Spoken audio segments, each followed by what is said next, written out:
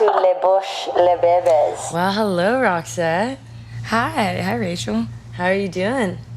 Honestly, I'm very anxious today. I'm not gonna lie. Not having a great day, but it's okay. We're here. We showed up.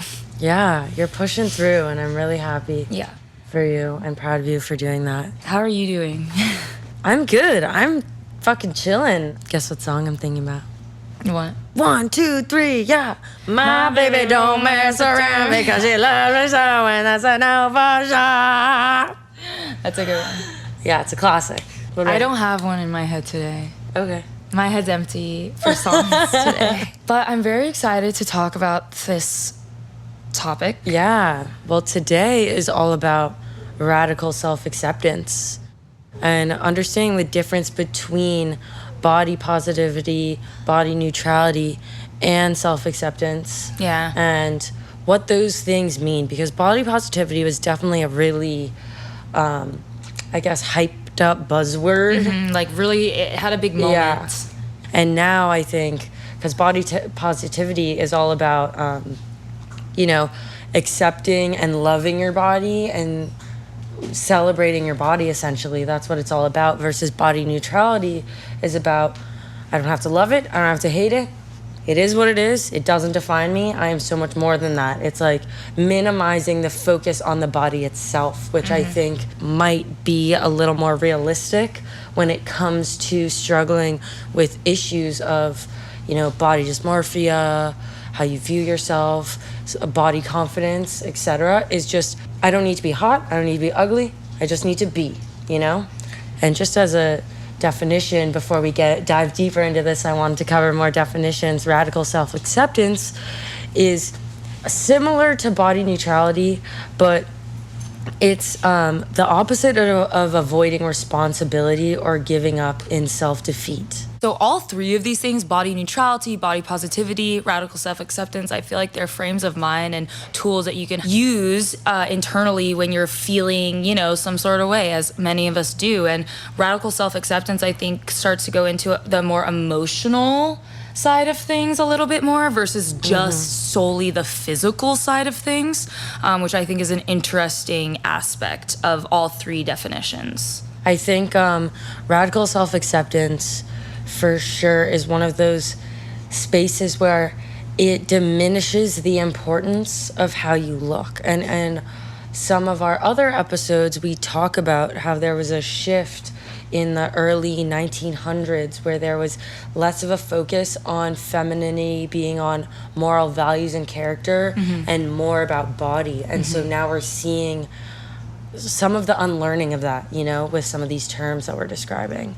Yeah, we have a great speaker coming on later. So excited for you guys to hear from her. Ms. Paulina Pinsky.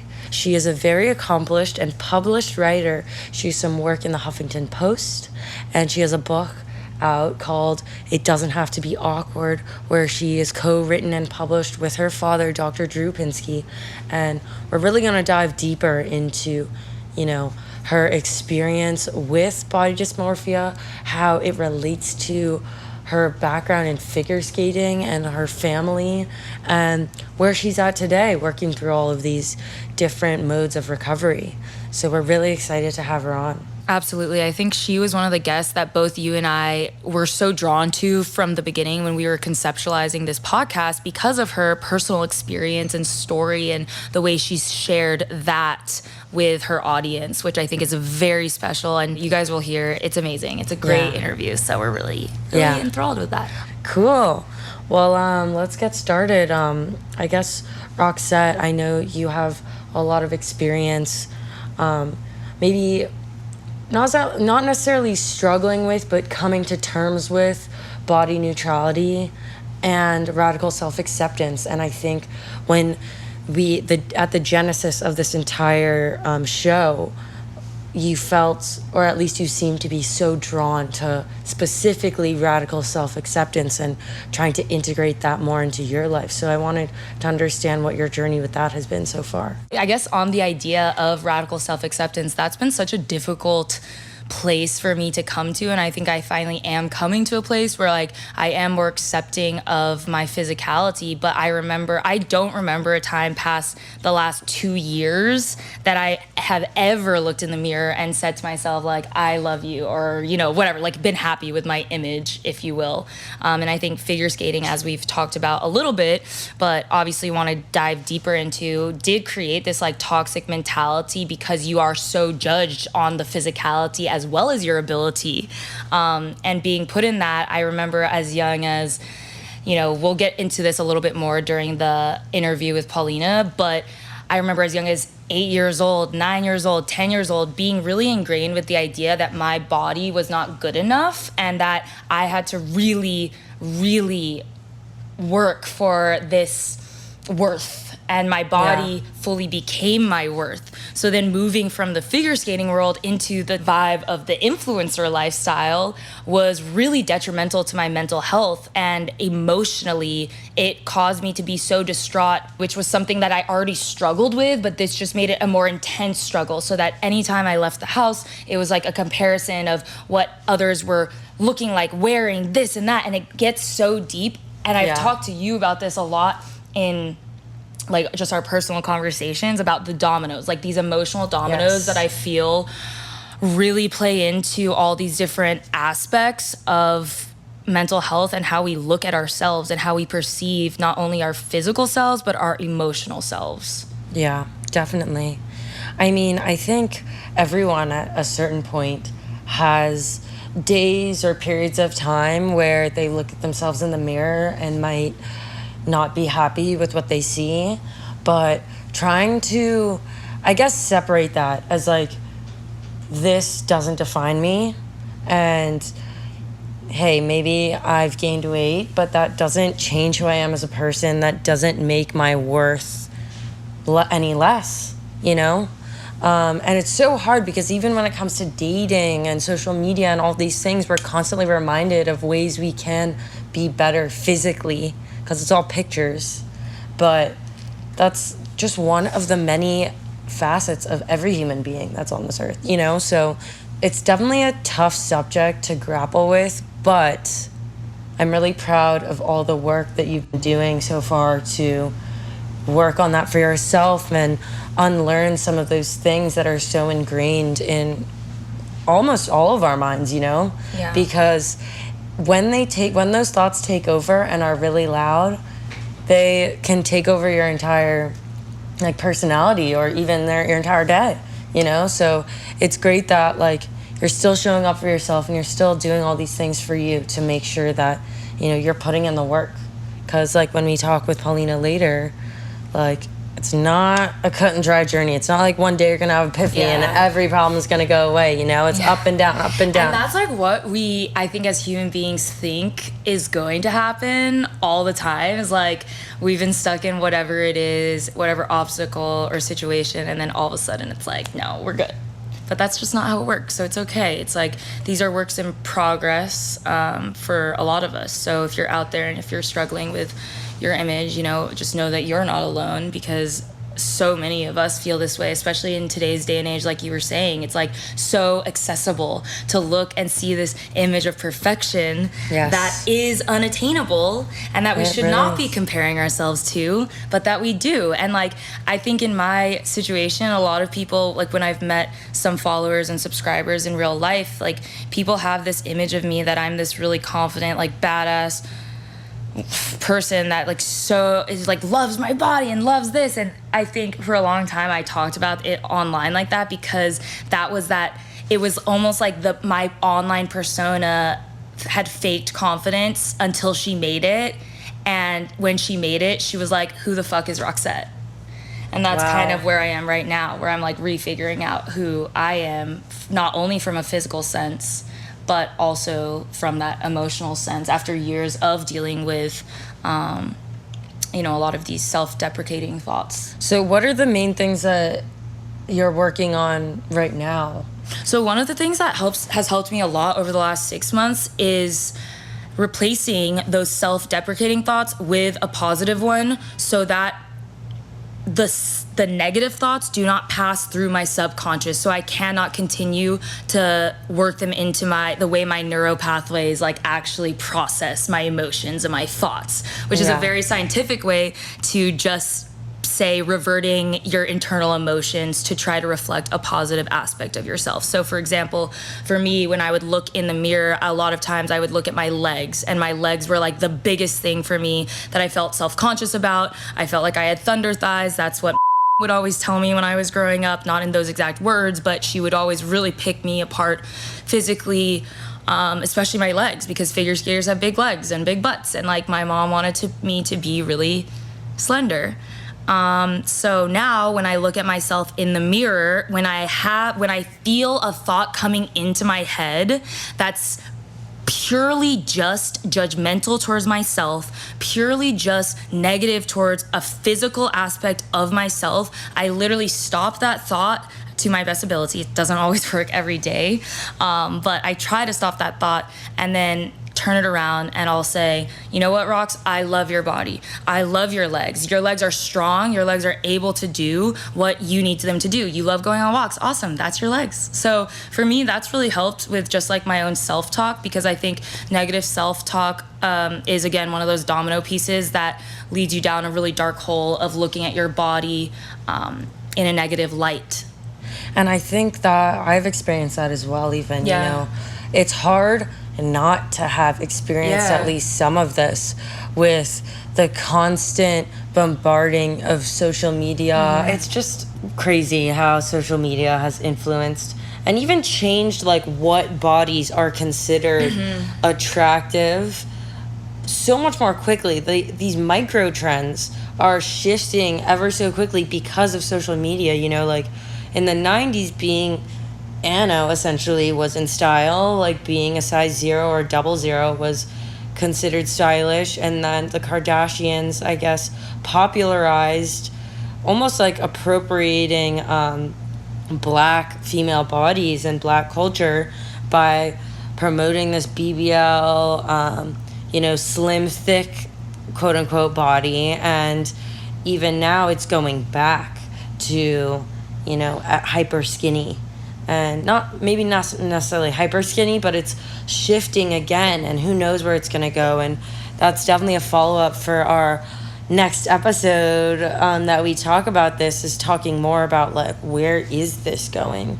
And hopefully everyone is becoming a bit more conscious about these influences of marketing and social media, that people can decide for themselves of what they want. It's really interesting because now that we're talking about this, I feel like media in general has always played a role in like how we as the general public, if you want to call it that, like look up to the people that have this stardom or fame or celebrity status. So like in the 90s, when you think about like Kate Moss, all these models, that the 90s were the model moment, right? Like that was the moment when like supermodels kind of became a thing in the 90s, and then it was like that was the epitome of the female figure, right? And then in the 2000s, it was like Nicole Richie, Paris Hilton, which kind of still stuck on that same trend, but then moved into what we now see as the ideal, or a lot of people see as the ideal body type, which is that like very curvaceous, like blah blah blah. And I think even that, like Kim Kardashian has lost a bunch of weight and like is said to have speculated to have removed some of her butt, whatever. And like I think obviously I am not anti plastic surgery. I think if you want to do it, you have bodily autonomy. You can do whatever you want. I just think that diving into like why you want your body to look a certain way can be a more productive conversation. Yeah, absolutely. I think we both believe that like every human has the right to choose what they want to do with their body, right? Whether it is plastic surgery or any kind of surgery or working out or not working out or whatever it may be. Like, you have the choice to choose, and that is only your choice. So, but the thing that makes it toxic, I think, in a lot of people's the mindsets, I guess you could say, and even my own in some ways, is that comparison factor, because it does give you the ability and the accessibility to change your looks to the way that you think you're comparing yourself so that you feel like you look like that person. Whereas I think TikTok actually has brought in a lot of individuality, which I think is a really good place for media to be like weaning into in all these regards. Yeah, and I think a really great addition to that is you can do whatever you want with your body. It's your choice. And questioning the institutions that make you think you're not worthy, that's what we really want to dive into and focus on this episode, you know? Well, I think, Rox, as far as your like history with ice skating and body dysmorphia, I'm just surprised to hear about, like, when you first told me about a lot of these things, and I guess it is more common now that like all these other different types of sports are coming out with the stories with regard to this, but it's so almost sounds like the antithesis of what training for a sport really is. Like, if you are intensely training to be an Olympic athlete, you should be, in my mind at least, at the peak of your health. And so the fact that you have stories of these coaches telling you, like, you need to be skinnier, you need to be this, and like that's what their idea of health was, when that's obviously wrong, is so crazy, you know? Yeah, I think figure skating is such an interesting world because it is partly artistic and partly like the physical aspect of the sport, but there is that like aesthetic. Yes. Yeah. Yes. So for me, like my coaching experiences predominantly were not based on my health as an athlete. They were based on how my body would be perceived in my sport, because that's the physical aspect of what I was going to be judged on. And I think that's why I have it now so ingrained in my head that this toxic thought about my body and the comparison, because of that feeling of like genuinely like you're going to be judged. So get ready for that. Yeah. All right, so that's a little gist of what this episode is going to be about. So yeah, let's welcome Paulina. Yeah, can't wait. Well, hello, Paulina. Hello. Paulina. The bush baby. Paulina is officially a bush baby. We're so excited to have you on today. I am literally a bush baby. I know. I wanted to do a quick intro of Paulina, I guess, before we get started. Yeah. Roxette and I, as we've mentioned in past episodes, that we grew up figure skating, and we grew up figure skating with Paulina as well. She was part of that crazy world. Now Paulina is a published writer. She has a couple books out. She has a couple articles in the Huffington Post. Specifically one of the ones called What Happened When I Told My Mom I Had an Eating Disorder. It really is a great read. It's so well written, very conversational, and how to learn about sex when your famous sex advice father teaches you nothing.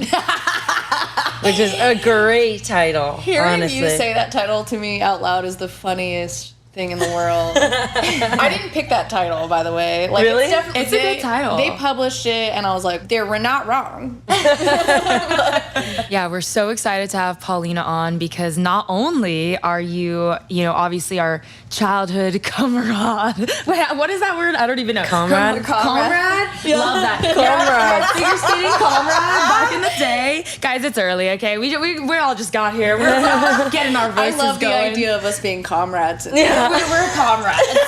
We're definitely comrades. But also just such a credible opinion and so many personal experiences that kind of tie into the topics that we're going to be talking about today. So really excited to have this conversation with you. Thank you, guys. Beautiful. Yeah, thank you for that wonderful intro. It's interesting, though, because I repressed ice skating for like the past 11 years. Like, I couldn't talk about it. I couldn't think about it. And then in sobriety, my Coach Erica, like, literally was like, come skate. Like, come skate.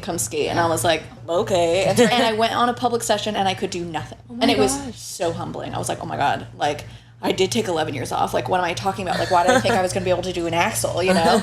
Like, it was a good, like, jumping the hurdle. And part of that is because, like, ice skating became, like, an unyielding obligation rather than a passion. And, I had a hard time leaving the sport. There were so many justifications. I was like, oh, well, everyone's crazy, you know, or whatever. And like I had vendettas against specific people and whatever it was. But I think now, like, you know, I never was going to go to the Olympics. I never thought I was going to go to the Olympics. Yeah. But I think that, like, when you're in that sport, it is your life. Yeah. It is everything you do. So when talking about the Huffington Post article, so originally I wrote that for my college newspaper. Okay. And it was called Get Your Teeth Checked. And at the time, I was a junior at Barnard College. And the end of my freshman year is when I came to terms with my bulimia. And so I like went home for spring break, purged 8 times in one day, and was like, whoa, wow. That's not normal, you know? Yeah. And it was only because I was taken out of that original context that I was able to be like, whoa, like, other people go into the dining hall and know how to feed themselves. Other people, like, don't have this, like, sort of, like, childhood sports trauma, you know? Like, and so I went into eating disorder recovery, and so I guess I was about 1.5 years into recovery when I was asked to write this piece. And I wrote it, like, it was, like, one of those things where it was, like, I woke up in the middle of the night and just, like, ting, ting, ting, ting, ting, ting, ting.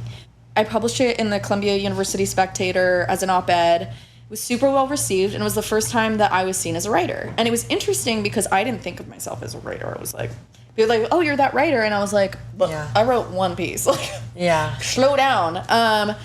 But it was the first time that I was recognized as something other than a figure skater, right? Yeah. And so it's interesting now to look back and understand that that piece was the beginning of my career, right?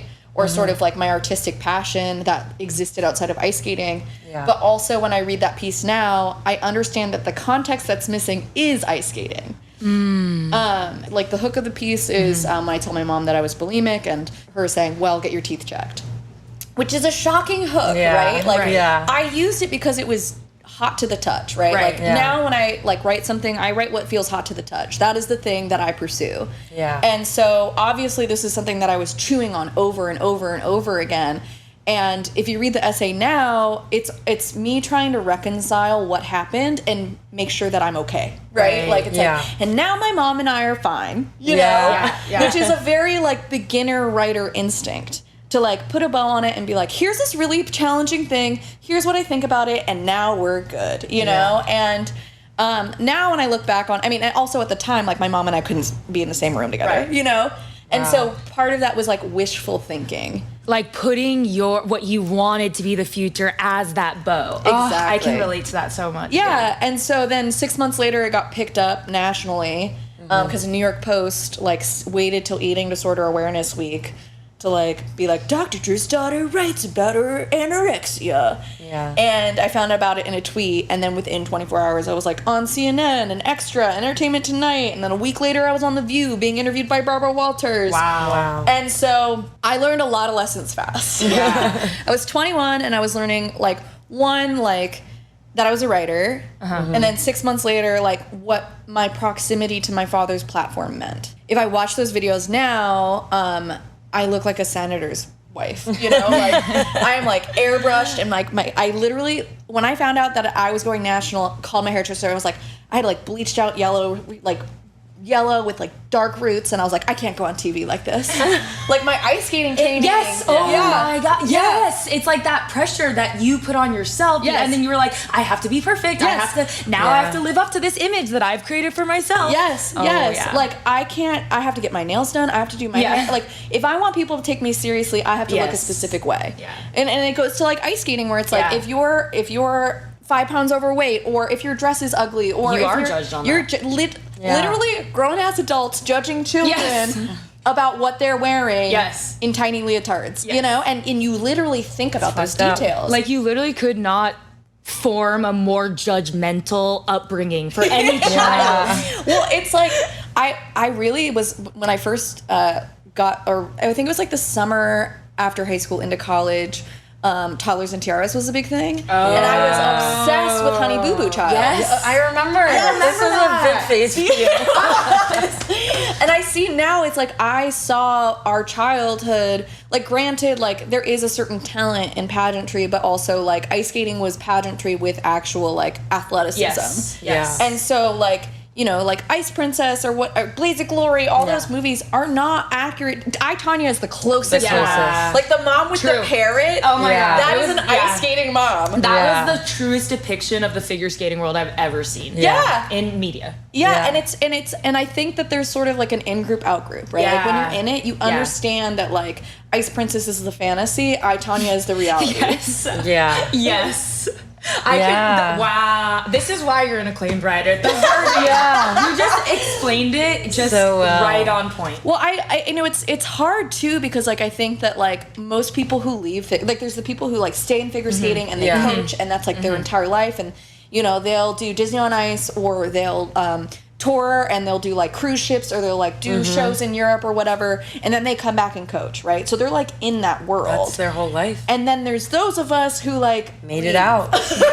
We made it out. Yeah, and that's what we talked about earlier. Yeah, you make it out, and then you don't know how to translate that experience. Like obviously, like your career makes perfect sense to me. Yeah. Like because you're using those skills that you learned in figure skating at a heightened platform, right? And like.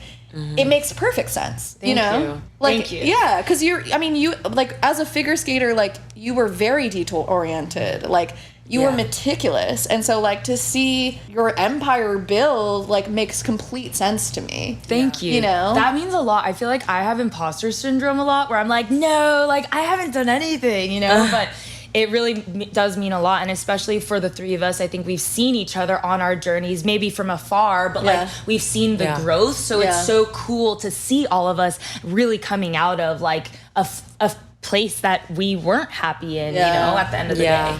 Yeah. Well, for context, Trail and I. Yes, we need to talk about this. Yeah, So- this is something we need to bring up. Okay. This is a whole The tattoo. era. Show them the tattoo. This is a whole era. So back in 2006. I don't remember.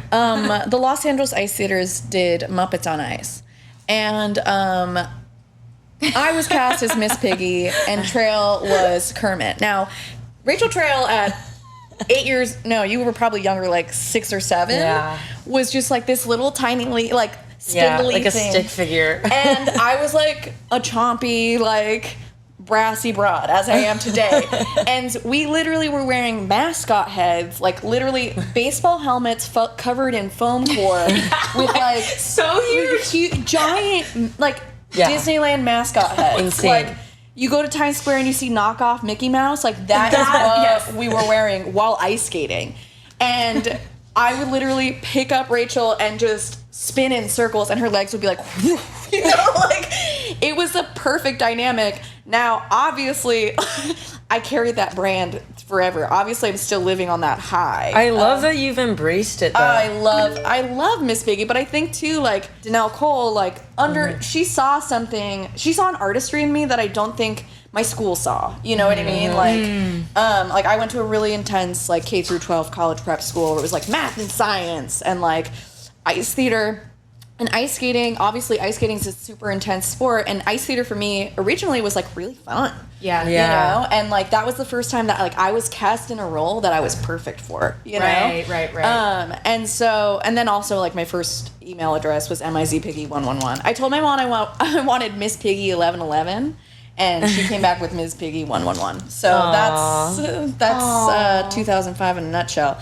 But like you guys were like present in sort of the era that I'm discussing in that piece, right? Yeah, and so absolutely. I think it's interesting to have conversations with people from childhood, because I know sort of like the feeling of my childhood, but often when I talk to people from childhood, they have more specific memories of like witnessing my mom say something to me and it traumatizing them. And then I'm like, No, I don't think. I mean, trauma maybe is a big word, but like being memorable at least. Yeah. Totally. Well, I think that's another just crazy psychological like thing, that we remember such specific things And who even knows if they're right, you know? Like, our memory is 50-50. There are studies about how our memory is like 50% accurate. And so it's so interesting when you're talking about us dunking our faces. That sounds like a pretty memorable thing. Yeah, I literally don't remember it at all. And then I have other memories. What is our age difference? I think 3 years. Okay, because I was 17 at that point. So maybe I was 14. I hope I can remember shit at 14. Like, come on. Yeah, but I don't think any of us wanted to be there. You know what I mean? Yeah. Well, I think this is a perfect segue into like talking about how you're doing now versus before the article came out versus when the article came out. Like when it comes to how you view your body and your self-acceptance. Radical self-acceptance is a huge theme of our podcast. And we just wanted to get like a little timeline of like how that's changed over the years. It's interesting because I'm newly sober, so I'm actually 7 months sober today. Oh my God! Congrats. Cheers! Liquid Death, sponsor us. It's been interesting because obviously I started a newsletter called Newly Sober on Substack, and so I've been documenting sort of early sobriety. Cool. But like I am not new to recovery, right? Like I think this conversation is a testament to that. And so when I first moved to New York in 2011, I went to Barnard College, and I remember like comparing my body to everybody I passed. Like I was ranking like who was bigger than me, who was smaller than me, and if I was the smallest person in the room, I won, you know? And like that mental gymnastics was it was my entire life. Like, you know, It's almost like those thoughts consume you to an extent where you're like, I legit can't think about anything else except the comparisons between my body and everyone around me. Which is so interesting because there's not a limit on how many hot people, skinny people, fat people there can be. Like just because someone else is skinny doesn't make you not skinny. Or like just because someone's hot doesn't make you not hot, you know? I understand that, but I don't know if it's because of the figure skating competitive background or what it is, but it's almost like that doesn't even matter. When I am in that mindset, it doesn't matter what other people, like, it's just that I want to put myself down, or my emotions want to like hold me down in that comparison. But I mean, I think it absolutely has to do with ice skating because like all your friends are also your competitors, and so it's like even if you have like a strong emotional bond with someone, usually like my strongest bonds were with people that I didn't compete against, right? Like Kiana McLaughlin, Rachel Trail, like, you know, all these people. And then the people who I was competing with, inevitably it got to a point where, like, they had the whole ring shun me or whatever it was, you know? And it's like, oh, yeah, that happened.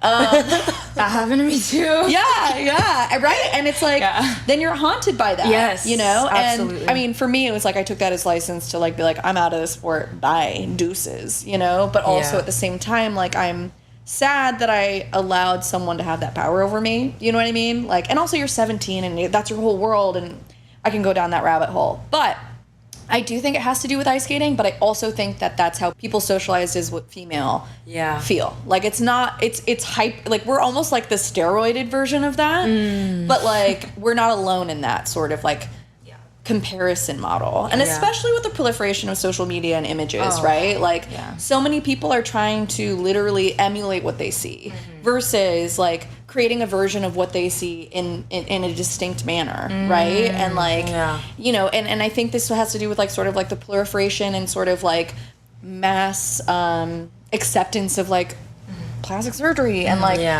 the Instagram face is a thing. Like Gia Tolentino wrote a piece about that, and you know, it's the Kardashians or whoever you idolize, whether it's Bella Hadid or Kim Kardashian or Kylie Jenner, like you can literally wear her face, and then by the time that's no longer lucrative for that person, they're going to change that aesthetic. So you're chasing that thing, right? But I digress. Back to the original question.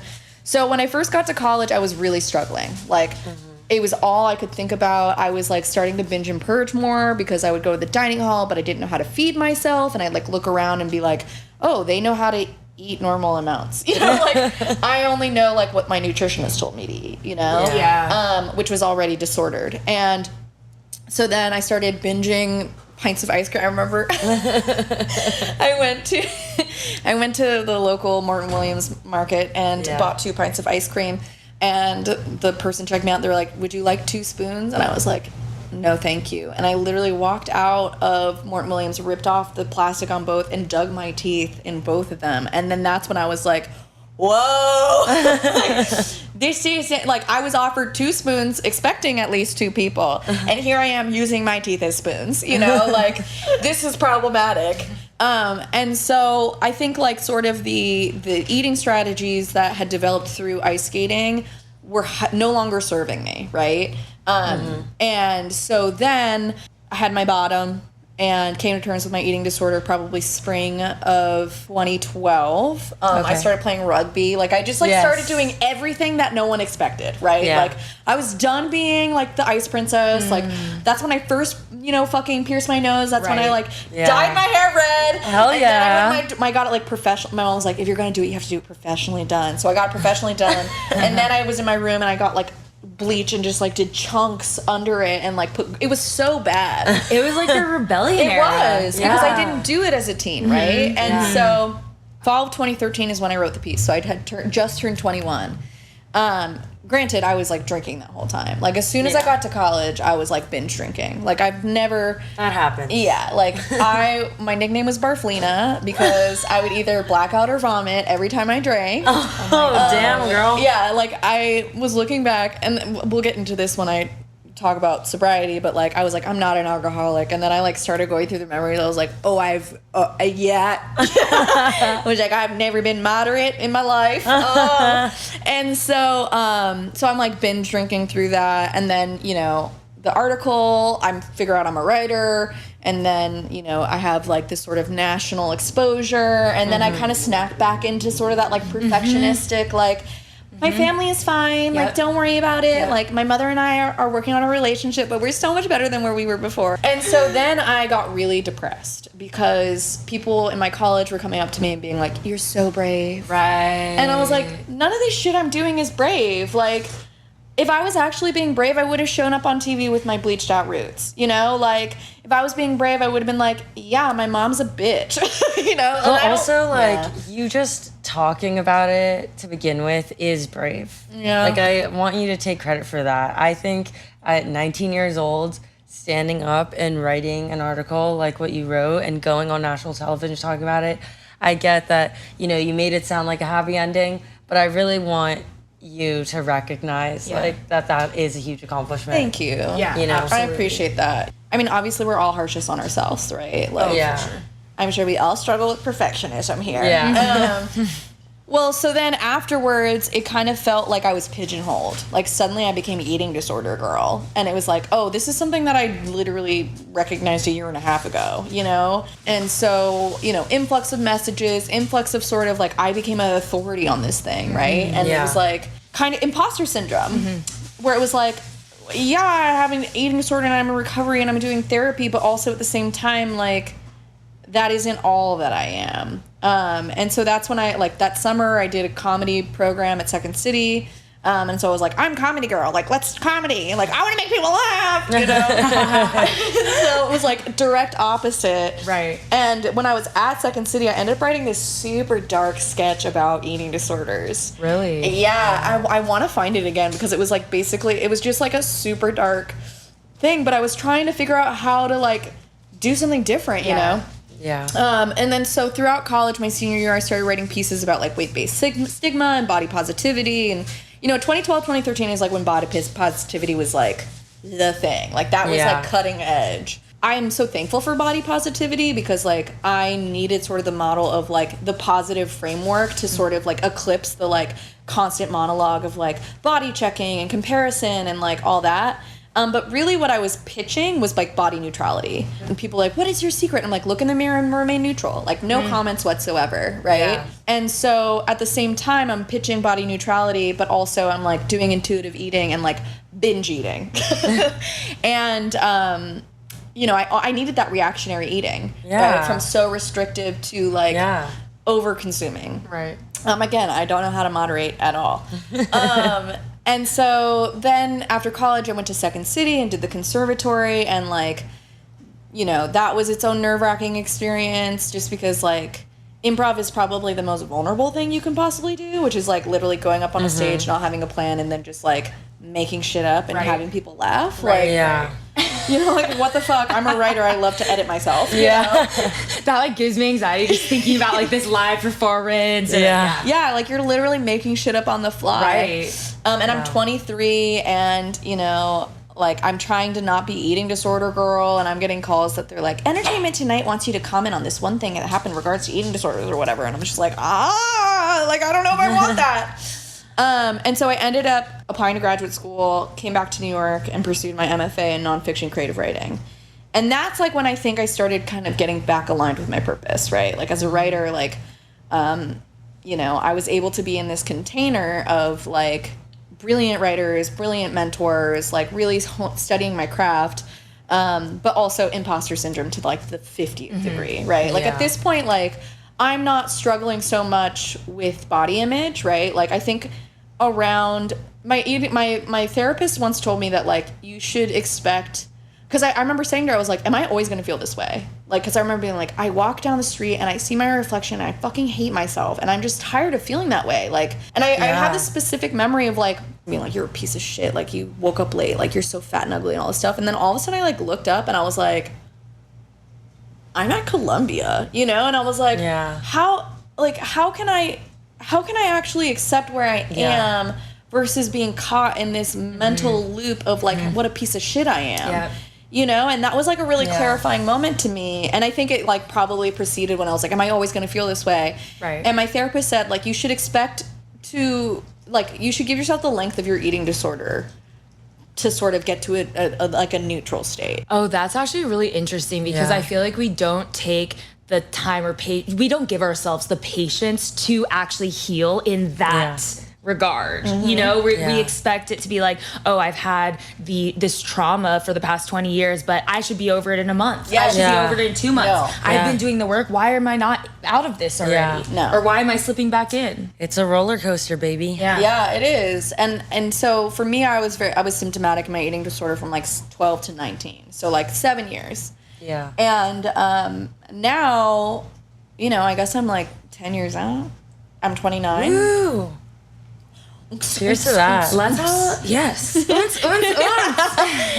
yeah. Yeah, and so, you know, I'm at this stage now where like when it comes to my body image, like I love myself. Like I am not worried about that. Like those thoughts don't happen anymore, right? Because I literally like purposefully was in therapy, like did group therapy. Like I was in therapy with that therapist for 10 years, right? Wow. Where like we're working on this specific goal. And like I think the thing about eating disorders and the way that we treat eating disorders in this country is very much like you're anorexic and you dip below your BMI and we put you in a like institution and then they get you of weight and they give you another meal plan, which is just sort of a recapitulation of your control issues, but it's healthier. And then we send you on your way, right? When really eating disorders are like, what's the initial trauma? What is your family of origin like? What is your, you know, like, what is the family structure like? How do you communicate? Were you able to express feeling in that space, right? Like, and thinking specifically like about bulimia, like something that really stays with me is like when you're vomiting, your mouth is in the same position as screaming. Wow. And so like you're expressing the same emotion, but in a muted fashion, right? So, like, if you're feeling anxious or angry, like, you vomit, right? Because that's a way to self-regulate. And, like, literally when you vomit, and this is not, maybe I should say trigger warning, vomit, but, you know, the dopamine release is, like, you get a high off of it. Like, you literally feel better. And that isn't to say don't start. Don't start. It fucks up your esophagus. I should know. And your teeth, and your everything. Anorexia and bulimia are the two most deadly mental health issues compared to all other mental health issues because of the recovery rate is like so low. Well, I think part of that has to do with the fact that like the way that we treat eating disorders is very symptomatic of the disorder itself, right? It's like a recapitulation of the issue.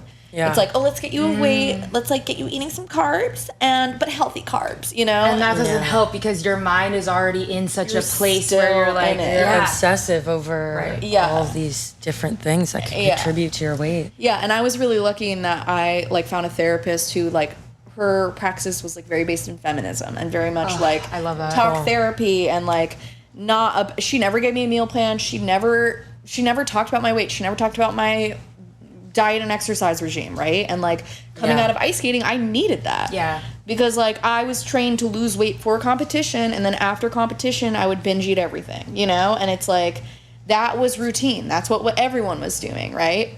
Yeah. And so now 10 years out, like I actually do practice body positivity, but I think that as a mode of recovery, body neutrality gets you to body positivity, which is like I think a more nuanced message. But then too, like once I got to like sort of treating my eating disorder, then it was like, oh, we've been smoking weed every day for the past 5 years. Like maybe like we have addiction and alcoholism. So it's almost like the Pandora's box got reopened, right? And so coming into sobriety 6 months ago, you know, I wasn't a stranger to recovery, right? And so I was really thankful for the 10 years of eating disorder recovery because like I knew sort of what I needed to do, right? Like I understood the framework with which I was going to operate within, but it was just a new problem, you know? Do you feel like all of those addictions or even these experiences that you've had, I almost think of them as like dominoes where once one starts to, you know, eat away at you, it's all of a sudden like they're all very intertwined. Eating, cutting, using. The trifecta. I mean, I was never a cutter, but I think that like self-harm, like I think eating disorders are a form of self-harm. I think that like drinking and drug use can be a form of self-harm. And, you know, I'm sure that if like in 10 years I'll be like, yeah, actually I was doing this, which was self-harm, or like, you know, whatever. But it's a lifelong process. And I think specifically like if I look back on like 2013 in that piece, like what feels like clarifying to me is like ice skating is missing in that context. And like, you know, divorced of that context, my mom looks like an absolute sadist, you know what I mean? Yeah. But at the same time, like, my mom was really mild. Like, she was one of the good, in my eyes, one of the good moms. And it was so normalized that we didn't even, like, I feel like when we were growing up, it was normal to see moms or parents yelling at their children, like, hitting them, literally physically hitting them. And that was normal. I remember another mom came up to me and threw coins at my forehead and a guard, like the thing that you put on your skating blades, threw a guard at my forehead while I was on the ice. My coach, Wendy came up and was like, what is happening right here? Like, there was so much abuse that it felt normal. Like, it's a crazy world. We said this before we started recording, but figure skating is a cult. Yes. Figure skating. I mean, that's why we're literally comrades in arms. Yes. You know what I mean? Exactly. Like, I mean, first of all, every day it was like I came in there like, you gain weight behind your thighs and under your chin. Like, I noticed you gain weight, right? Like, it was a constant assessment of like where your body was. Constant. And like moms were bullying. So, I mean, I have a very distinct memory of this one mom being like, my daughter weighs blah, blah, blah. How much do you weigh? And then, like, later that year at LA Open, I had bombed or whatever, and her daughter had gotten third place. And I was walking out of Pickwick, and she is, like, kind of parked herself in front of those final doors. And I was like, oh, God, I don't want... Like, she's the crazy, like, crazy facelift with thick scars, like, face... Like, I think we know. Forehead tight as a drum, you know? Like, literally, like, haunts my nightmares. Let's call her Mother Monster. And... she, like, I roll up to her with my, like, you know, like, Roxy skating, like, suitcase with my, like, that smells like feet or whatever. And she's like, she's like, what a shame what happened out there. What a shame. And I was like, yeah. And then she literally puts her hand on my cheek and goes, well, at least you're still pretty. And then walked away. Oh my God. I actually think this is the same person that threw the guards I'm at sure. me. It is. I think it has to be. Oh my God. Like, this is insane. And it was like a true depiction of like a Disney villain. Like, Ursula, literally Ursula. Like, we would like, well, I know exactly who you guys are talking about, and I think Ursula is the best comparison. But yeah, it's so interesting thinking back because even there were times where my mom could have been deemed as like the crazy one. Yeah. But I also think it's just in that environment too. It brought that out in all of them. Like our coaches would also act like our moms too, in a sense, and say that we had gained weight or like this or that, or like you can't have any sugar. Like there were some coaches that took on a mother role as well, and just all these mostly women getting together, just like stirring around, like in the least healthy way, because it was so competitive and it was so cutthroat and tearing other women down, not very supportive at all. Yeah. It was insane. I remember the first time one of my coaches picked apart like my physical appearance. I was 8 years old, and he said, you need to lose 10 pounds. You need to get your ears stapled back. You need to get your teeth fixed, because no man will ever love you. And if you land the next double axel, maybe you could be my sex slave. Yeah. Insane. Yeah. Fucking insane. And I thought that was normal. Like, I genuinely was like, okay, but more didn't tell my mom or dad because I was scared. First of all, I just want to thank you for saying that out loud, because there's so many people who are in this sport, and like I've been waiting for ice skating to blow up like gymnastics. Yes. Yeah, I'm surprised it hasn't. Yeah. Like, honestly, because there's an investment in the Ice Princess persona, right? Yeah. Like both in the sport and out it. And so it's almost like this like Stockholm syndrome of like, we don't talk about it. Like the culture of silence, right? Like something I kept saying in 2013 was like, I don't have to suffer in silence anymore, right? Like absolutely. And so like silence is a premium in that sport, right? Like but also you're 8 years old. Yeah. And then think about how, like, when you're getting told that in any of our adolescence, it's like, what do you do as you go through puberty? And then it gets just worse as any human being gets, you get in your head, but I feel like through those experiences, it was so deeply ingrained in me that I am not enough. Yes. I will not be enough. I have to change myself to like be enough, and I have to prove myself. If I land the double axel, like it's all these like ifs and ands, and like you have to work for it, and you have to change yourself, and you have to be this image of perfection. And I think you talked about that image of perfection in a similar way when you started your writing career. And I feel like I can really relate to that with my YouTube life, because it was the same thing where it was like, all of a sudden I had this platform that I had somehow created, and I have to I snapped back into that figure skating mindset of like, I have to be this perfect girl and hold up the products and smile and like whatever. And it created this huge separation where I felt like the person I presented myself as online, not intentionally, but no longer was it really me. Yeah. And it's been very recent that it was a hard realization to come to, but I really admire everything you've done to stay true to like the person that Paulina is. And now like the fact that we can sit here and have this conversation is incredible. Yeah. Incredible. It's so healing, right? It's so healing. And I think too, like you two are in my Artist Way group right now. And like, I think that like Artist Way was such a tool for me. Absolutely. In terms of figuring out what my true purpose is and who I actually am and how I want to live, right?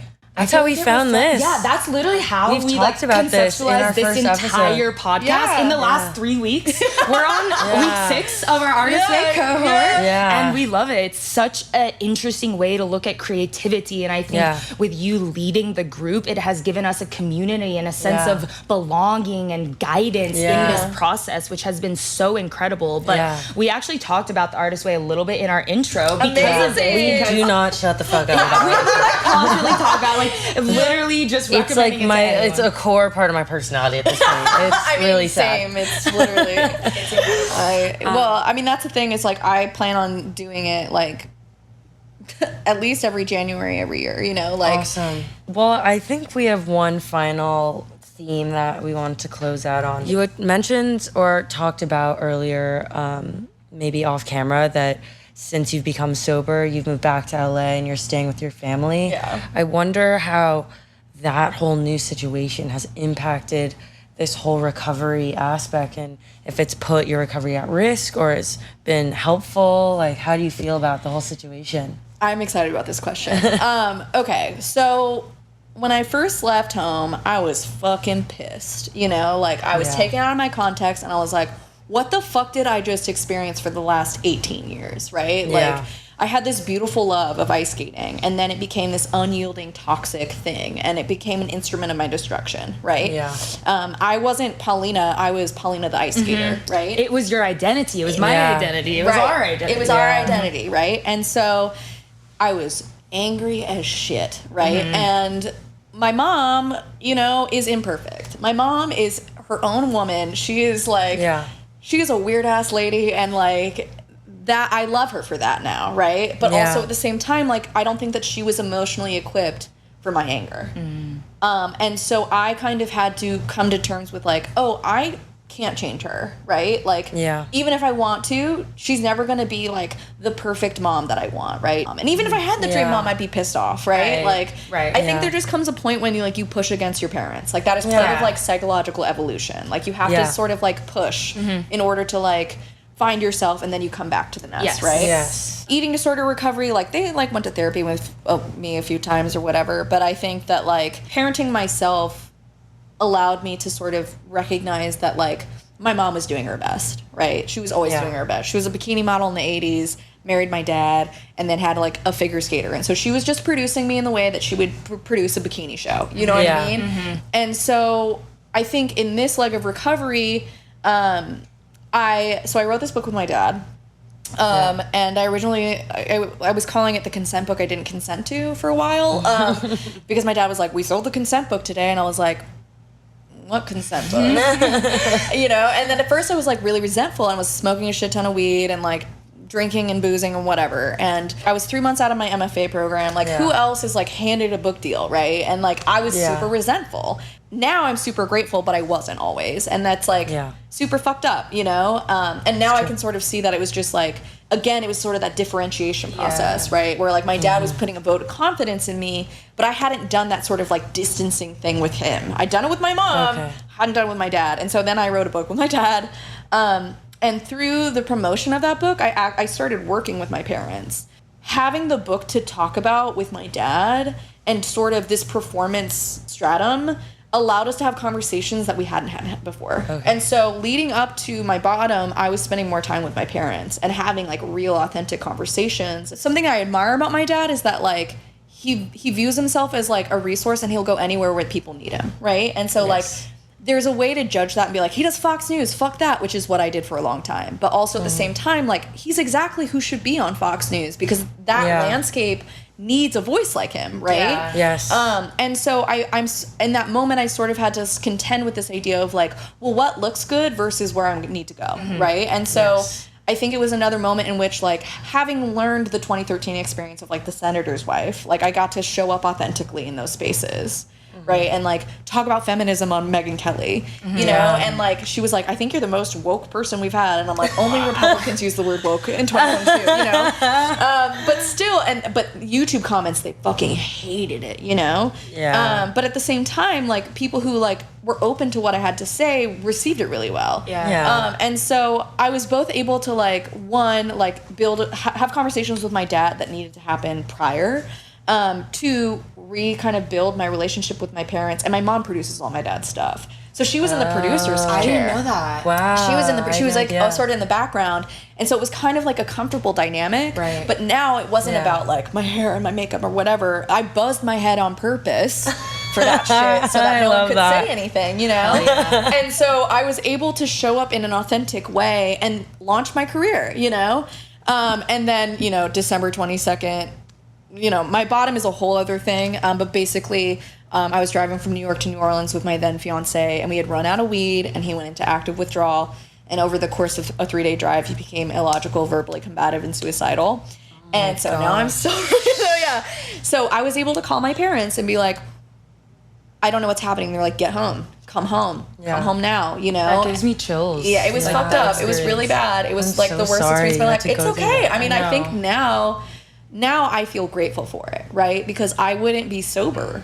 I wouldn't be able to show up in this way. Like, I loved smoking weed. I loved smoking weed, but also at the same time, like, I wasn't getting high anymore. Like, I was staying in a relationship that didn't serve me. I was paying for everything. Like, I got a book advance October. It was gone by December because I was trying to save a failing relationship, right?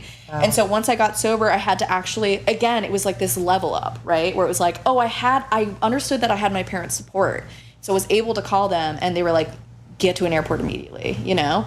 And get home. And I crash landed home, and like that whole journey like was hard. And basically like when I got to New Orleans, which the car ride is its own thing, and eventually I'll write about it and talk about it. But my then fiance told me, if I go to rehab, Paulina has to promise never to procreate. And that was like, because he was an antinatalist, and it was a whole thing. It's just like, just to show that like, I was living in those circumstances for the past 2.5 years, right? Like, and because I was stoned every day, I stayed, right? And the minute that I stopped smoking, the first day of that drive, I couldn't stay anymore.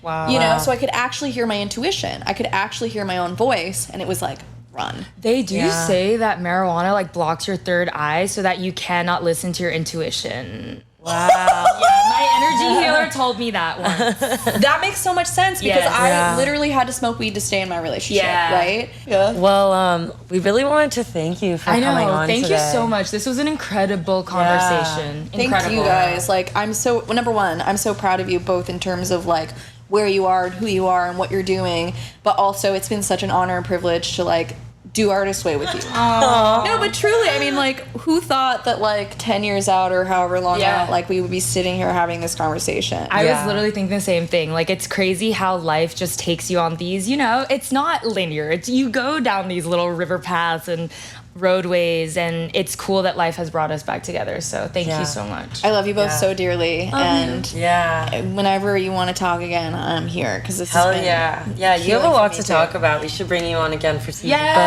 Bush baby for life. Bush baby for life. I love it. We definitely like to close out on a fun note. Okay. And so we wanted to ask you if you have any good hot takes on life. Yeah, hot takes. You just say a hot take on life. What is my hot take? Well, it's interesting to say this in front of Roxette because she probably has more of a take on this, but like, I fucking love a skincare routine. Ooh. Like, I'm religious about washing my face and brushing my teeth every morning and night. Okay, I need to be more inspired by you on this. Yeah, because me I too. fall asleep in my makeup every single night. Really? It's been Same. since Artist Way. Since for the last 6 weeks that I've started reading and writing in my morning pages and noticing that I'd be so upset at myself every day after I would literally fall asleep without brushing my teeth or doing my makeup or anything. So I've like started to do it now, and I love it's. So it's like surprising how much better my skin looks now that I'm actually taking care of it. We love that. Well, it makes sense though because I feel like you're probably having to like test products and sell things and all that. So like, so it's like work. It is like work. Yeah. And for me, like I've really like honed in on specific products that like really make me feel good and like. But I'm gonna give Brujita a plug on this because they are a Latina-owned and run like organic face brand in LA, and they have a Hachizo serum that is it's literally like 4 drops, and it's fucking like I don't know what the fuck is in it, but it is so good. And like literally I look forward to putting that shit on my face twice a day. I love that. You gotta find products, and not even products that make you feel confident and that work for you. Because that's the thing is like this any makeup routine, skincare routine, I'm finding that it's not about the product. Like no product is gonna make me happy or build upon my confidence, but it's how it makes me feel and how your routine makes you feel and how you're taking care of yourself and prioritizing you. Like that's what beauty is about now. Yeah. Well, that's my hot take. Get Brujita Hachizo serum. Thanks again, Paulina. Thank this you was for awesome. having me. Thanks for coming. This was awesome. Yeah. You guys, I'm so proud of you. Thanks. We're proud of you. Yeah. Thank you. Well, that was enlightening. That was such a good conversation. Like, I just feel like she brought so much to the table. Yeah. She's incredible. She's just And fucking such an awesome. inspiration. She's so cool. I want to be her. We'll link all of Paulina's socials down below as well, so you guys can find her and check out her other works that she's published, because she really is not only an incredible speaker, but an incredible writer and human. Yeah. And her Instagram is Ms. Piggy. Let me spell it out here real quick. MIZPIGGY 111. And we haven't even like talked about our own, but you guys can also follow Rachel at Rachel Tra. Yes, Rachel RCHELTRAA and Roxette Arisa at RO. You can spell it. ROXETTEARISA. But yeah. And our group. Our actual. Oh my god! I forgot we also have a Bush Babies IG, guys. Yeah. We're really new to the podcast space. Yeah, no, please definitely follow us, subscribe on YouTube and Instagram. And it is Bush Babies World. So Bush Babies like this. World. All right. Well, see you next time. Thanks, guys. Thank you so much for watching. You can find us on TikTok, Instagram, and YouTube at Bush Babies World, as well as our personal accounts at Rox Rachel and at Rachel Tra. And make sure to join our Discord to be an official part of the BB community. Make sure to stay up to date with everything we have going on at www.bushbabiesworld.com.